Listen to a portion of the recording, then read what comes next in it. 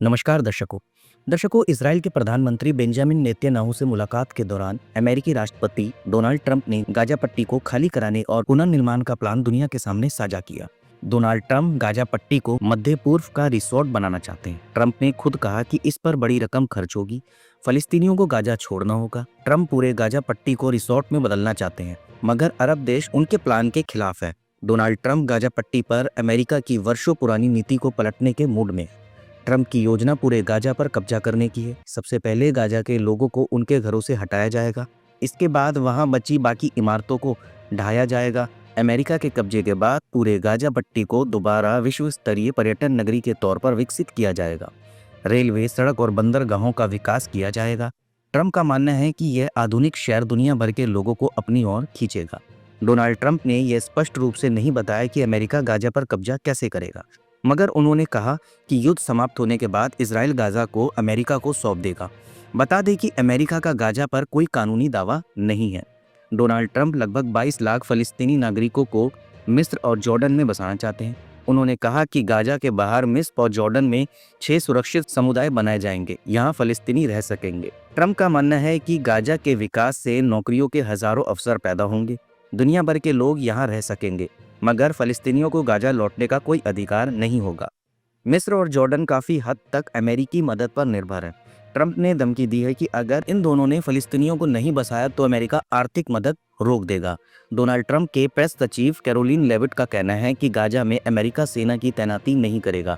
फलस्तीनियों को सिर्फ कुछ समय के लिए घर छोड़ना होगा ताकि पूरे इलाके का विकास किया जा सके। डोनाल्ड ट्रंप फलस्तीन के लोगों को जॉर्डन और मिस्र में भेजना चाहते हैं, जबकि इजराइल का कहना है कि सऊदी अरब को गाजा के लोगों को अपने यहाँ बसाना चाहिए। गाजा का पुनर्निर्माण बहुत बड़ा प्रोजेक्ट होगा। अमेरिका को सड़कों का विकास करना होगा, पानी और बिजली की लाइनों को ठीक करना पड़ेगा, स्कूलों, अस्पतालों और दुकानों को दोबारा आबाद करना होगा। खतरनाक बम और विस्फोटकों को गाजा से खोजकर हटाना पड़ेगा। मलबे के पहाड़ को भी स्थानांतरित करना होगा। ट्रंप के मध्य पूर्व दूत स्टीव विटकॉफ का मानना है कि गाजा के विकास में कई साल लगेंगे। डोनाल्ड ट्रंप के प्लान की दुनिया भर के कई देशों ने आलोचना की। जर्मनी, ब्राजील, सऊदी अरब, जॉर्डन और मिस्र ने इसे तुरंत खारिज कर दिया। उधर गाजा के लोगों का कहना है कि वह खंडर में तब्दील हो चुके अपने घरों को नहीं छोड़ेंगे। सऊदी अरब का कहना है कि वह फलस्तीनी को बेघर करने के किसी भी प्लान को स्वीकार नहीं करेगा। अरब देशों का मानना है कि ट्रंप के प्रस्ताव से अरब इजराइल संघर्ष बढ़ सकता है।